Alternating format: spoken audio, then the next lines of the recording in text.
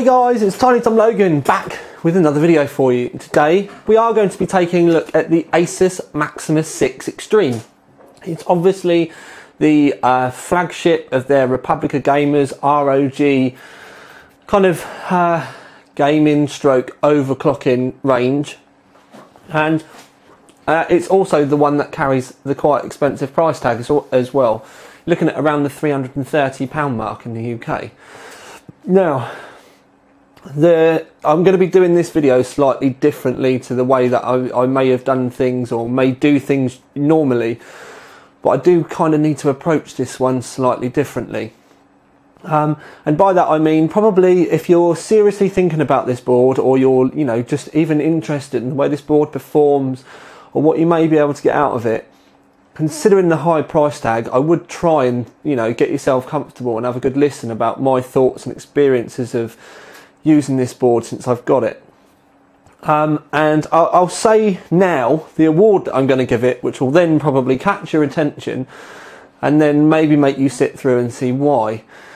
Because generally with these kind of boards, especially with the high price, if they perform really well, we generally give them a performance award rather than a gold award because of the price.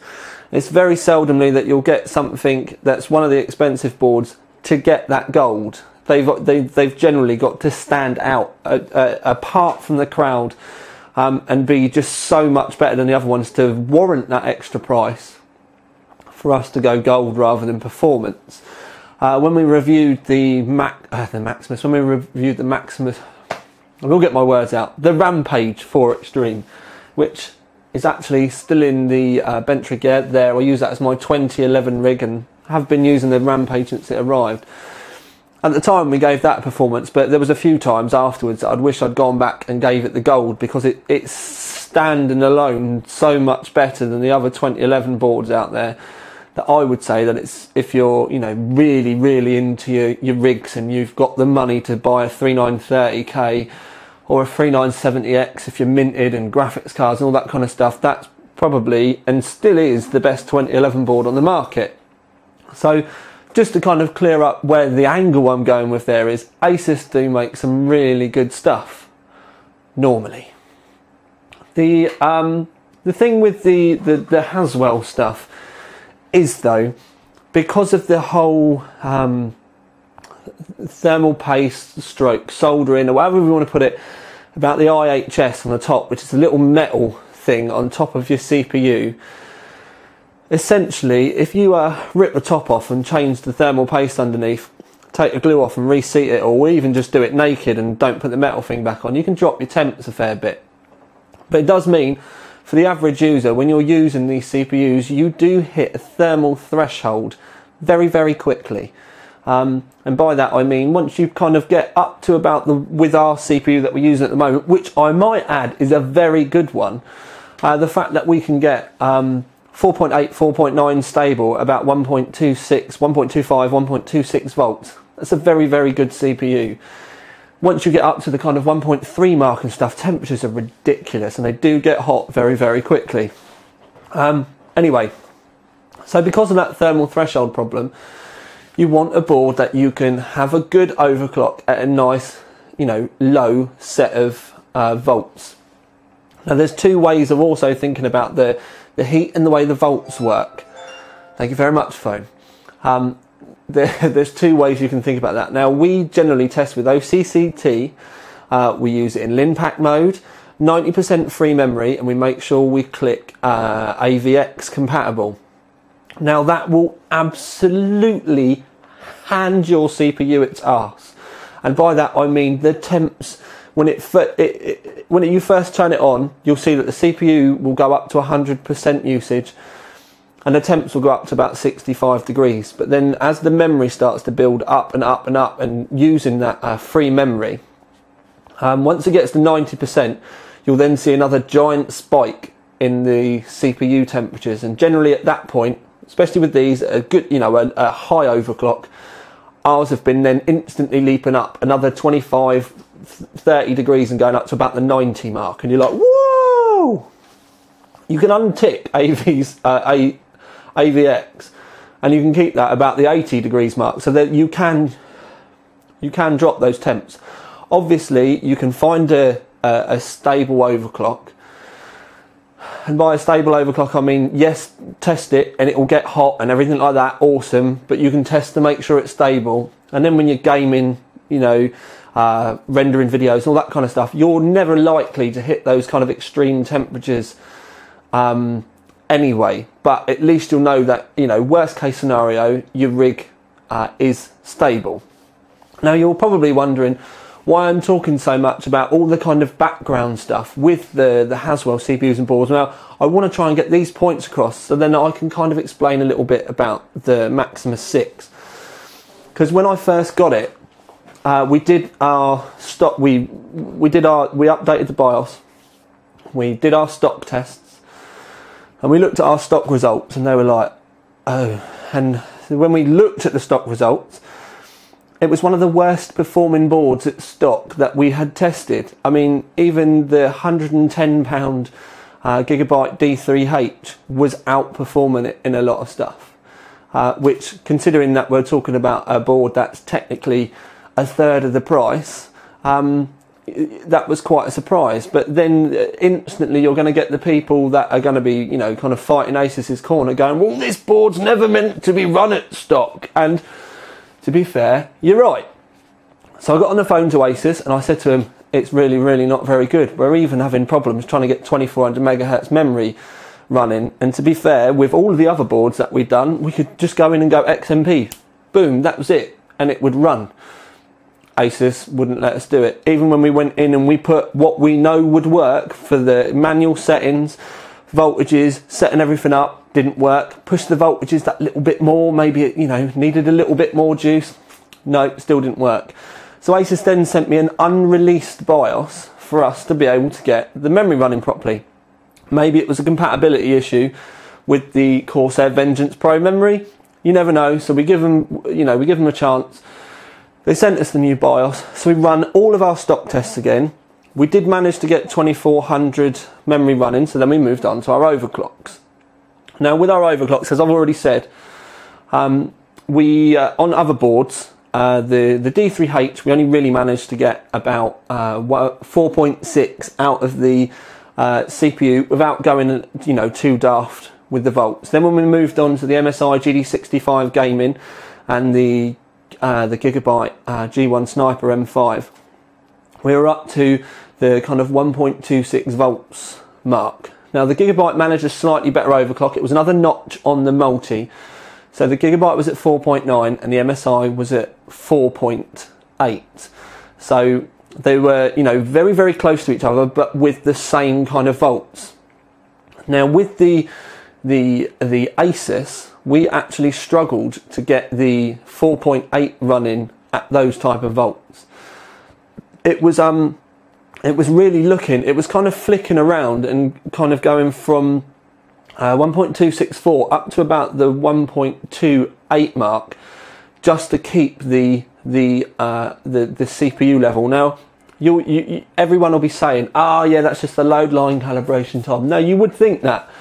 Now you've got, with the load line calibration, it goes from auto to 10, with 10 being the most extreme. So you'd think with me setting it to 1, it would be, you know, really low, but it was always kind of kicking those volts up that much. And if you then turn the volts back so that they would just run at, you know, 1.26, the rig wasn't stable at all. So the board actually required more volts, and because of those more volts, it was running about 8 degrees hotter, which obviously with these CPUs is not a good thing,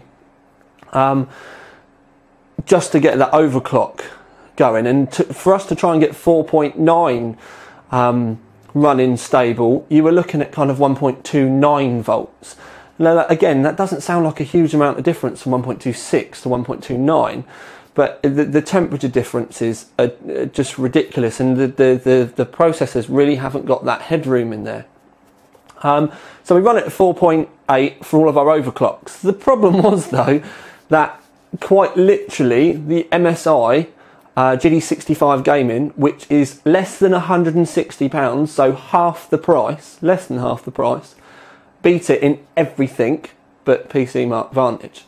So the £160 board quite literally smashed the flagship Republica Gamers board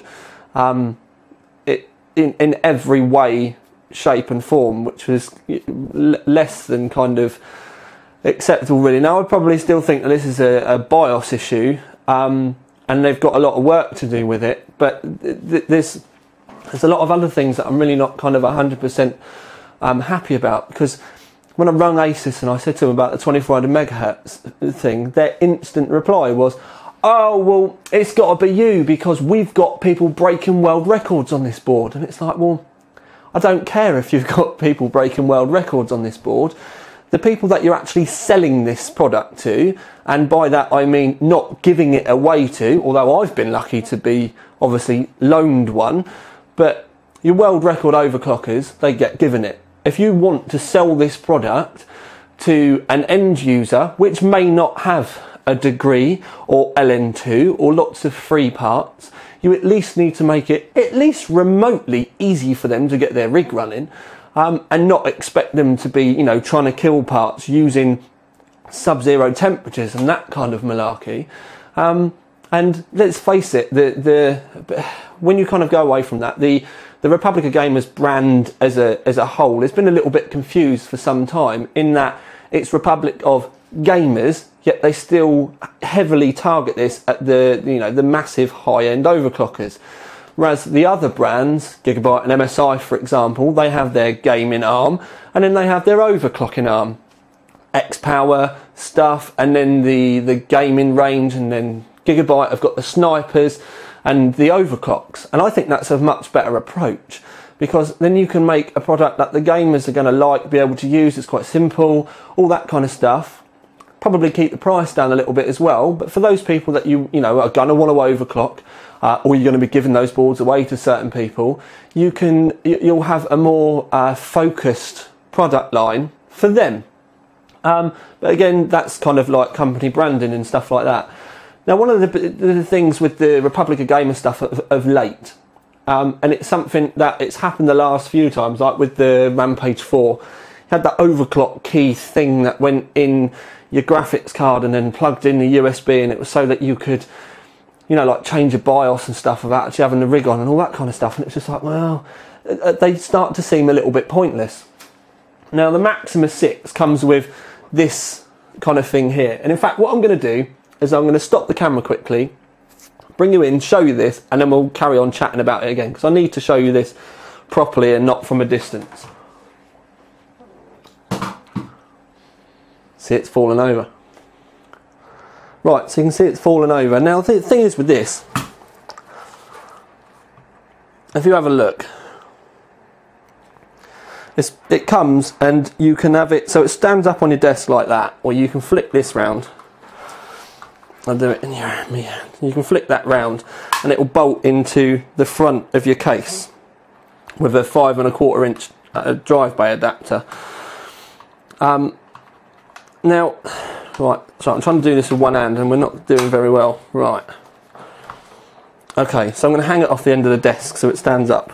Now, this cable, as you can see here, goes from the bottom of the board and it goes into the bottom of the actual unit. Now, I tried this and I put it in this rig, kind of like just to mock it up. And we put it in the bottom of the board and tried to fit it up into the top bay, and the cable, once you got round the graphics card, was so tight it probably would have just looked ugly. Big cable kind of hanging over the edge. There was no way to make it tidy. So if you've got a big case, this is way too short. And another thing was, when I first got it and we were looking at it, you have to power it by a SATA cable, and then you have the other cable going in the bottom. Now, I was thinking to myself, they're not going to want you to have a SATA cable out on the desk, because they're surely not expecting everyone to have an open air test bench. Someone might want it in their case, but have this bit outside. And I was like, yeah, sure, right. So I was actually looking through the box and started looking through the manual, looking for like a USB connection or something to do all the data and power and everything. But no, you actually do, if you want it on your desk, still have to power it with a SATA cable and you still have to use that same cable. So if you imagine once that's in your rig, this cable's really not that long, and then once you've got it on your desklet, because the cables go in the bottom, it doesn't like standing up. Now you may be saying, oh yeah, that's because of your SATA cable, Tom, but that's just a normal straight SATA cable. That's not anything particularly big or anything like that, and you've still got to get this bloody SATA cable out onto your desk. So you're probably going to be using the furthest SATA cable away from the end of your cables, which is going to be a straight one. So you're going to end up with that same problem anyway.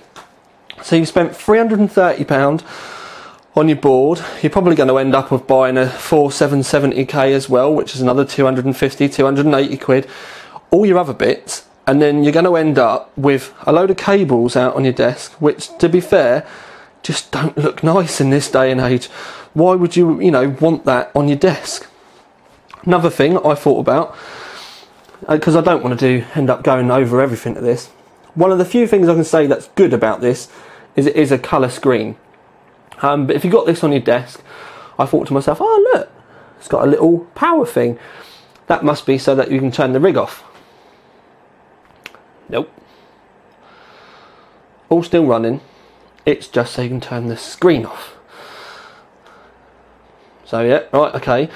And then another thing that I thought was hilarious is this section here comes down. Again, I'm trying to do this by hand, and I'm not doing a very good job of it. Anyway, when you slide this down, oh, there we go, it's done it. Right, so you saw me slide that off. When you slide that off, oh look, what's happened? It's pulled the SATA cable off, and it's also, it catches on the heat shrink here. Now, that kind of exposes fan mounts and stuff. Now, if it was inside your rig, fair enough, you may want some extra fan mounts, but if it's on your desk, really don't think that you're going to need it. But every time that you remove that little cover, it pops at least the SATA cable out, but 9 times out of 10 it'll pop both of them off as well. And it's just really just not that great at all, this. I think this is a bit, well, not a bit, but totally pointless. So anyway, I'm going to put you back on a tripod. We've spoken about this. We'll finish up with all the other stuff. Right then, so that little desky type thing, I think it's really just kind of a novelty, and for me, I'm starting to find things really frustrating with this now, because for me, I see this as just being a way to get people that don't really just see this as like, oh yeah, wow, I can have it on my desk, brilliant, I've got a little LCD screen and blah blah blah blah blah. It's like, yeah, right, something that you're never going to use. And 9 times out of 10 with stuff like this, you get it out of the box, you play with it for about 15 minutes. If you're like me, you'll play with it for about half an hour and then literally want to just throw it out the window. And then you'll throw it back in the box and you won't use it again. Yet the reason why I think they put that type of shit in the box is to make you guys out there think that the price is acceptable. And for me, it's not really. Because as I've already said, that the performance with this is less than a board half the price. Now, the only real thing that you can say about this, that this, kind of does, that the GD65 game or the M5 doesn't, is that, yes, you have got, you could run quad cards if you want, you could run 4 cards in there, you can disable the PCI Express lanes individually, and there are a lot more overclocking options. But to be fair, and this is the kind of angle that I'm going to go with it, unless you are planning on sub-zero overclocking, or you're going to be getting a lot of parts for free, which in that respect you probably would have got the board for free in the first place, I will and am actually telling you to go and buy something cheaper, because you're not going to use this board to the limits of the actual, what's available in that BIOS, and you'll have to know your stuff to be able to get the most out of that BIOS as well. And for most people that are going to fit their CPU, do a decent overclock, 4.6, 4.8 gigahertz, and even then, that's if your CPU will actually let you, because most of the stuff I'm hearing at the moment from the retailers is 4.2 to 4.4 is about the top end with decent temperatures on most CPUs. You just don't need the Maximus 6. Now, you could blame Intel. We've done this before. When Intel turned the overclocking off on the Xeons, that kind of just instantly killed off the EVGA SRX. Well, with the Ivy, yeah, definitely with the Haswell stuff, the kind of ridiculous kind of mental pushing overclock stuff, all of the cheaper boards are doing more than capably. And it does get to a point where you have to kind of think to yourself, am I buying this board because I need it, or am I buying this board because I just want it for the EPing, the spec list? And to be fair, all of the other brands now have black and red boards, so you've got no excuse to kind of go, I've only got the ROG board because of black and red, because all of the others do them. And from our experience, all of the other manufacturers' boards, especially at the moment, are better than this. And this is my problem, is I can't. I mean, we gave it the bronze award because we get enough shit for giving someone a silver award. You wouldn't believe the fucking politics that you get when you start handing out awards. And if you see like a manufacturer doesn't send us stuff for a bit, which to be fair is probably going to happen. I've got an Asus graphics card down here. I very much doubt whether we'll see anything else from them for a long time, because they'll get the shit with me because I've given this a bad review. But to be fair, I don't care, because I like their stuff. I generally normally do. I've got a Rampage 4 in Orca. I've got a Rampage 4 in my bench rig. Asus can make some good stuff. This one is a bit of a miss though. I would honestly be telling you now, go and buy one of the cheaper boards. And that really, I've got nothing positive to say about this really at all. And I find that very frustrating. I think Asus have got to a point, especially recently, where they've kind of rested on their laurels a lot. And they're not really pushing to innovate or do anything good. Whereas all of the other companies have kind of refined their designs. They've refined their product lines themselves, so people know exactly what they're getting. You know what's good to buy from. You know, that's good, that's good. And there are a range of other boards and prices out there, and you kind of know what you're getting. With the Maximus, you've got that really kind of extreme price, but they're still aiming it on people that don't necessarily need anywhere near extreme performance. And the sad bit about it is this is probably one of their best looking boards, with the debacle of all the, the gold, and that ghastly, whoever did that needs their head fucking chopping off anyway. But it's a real shame that the one of the few boards that they're making that's actually going to look nice is just too expensive and doesn't really deliver a lot. And I think really I've got to leave it there. So to say I'm disappointed is an understatement, but at the same time, I didn't take this review and this video and everything lightly. I really did. We finished the testing last week, and I gave myself like the festival weekend, thinking to myself, well, you've done a lot of work recently, Tom. Have the weekend and a couple of days off, clear your head, and then come back and see how you feel about it. So I come back, made all the the graphs up and everything. And as I started making the graphs up, and you can actually see all those points, which I should have said, click the full review link underneath so that you can go and have a look. But once you do make all those graphs up, and you look at all of the other tests that I've done myself with the exact same hardware, it really does just strike home how kind of mediocre that this is. And for it to be twice the price of the other boards, but perform worse, it's just an absolute no-brainer turn-off moment. And it does kind of solidify, again, just how good that GD65 gaming and the M5 M80X board really is for half the price. So, yeah, I'm going to leave it there. Probably going to be a massive controversial one. I'm sure that the comments are going to be full up. There's going to be people fucking chatting all over the internet and all that kind of shit. And to be fair, you're all welcome to your own opinion, but my opinion is Maximus 6 Extreme really wouldn't bother. There's many other boards out there at much lower prices which will outperform this and probably outperform anything that you would want to get from it as well. And buying this would just be because, you know, EPing, you don't really know better, or you mistakenly think that spending more money is going to get you a better product. And in this case, it most certainly doesn't. So, in the words of the great Jeremy Clarkson, on that bombshell, this is Tiny Tom Logan with another video for you. Out.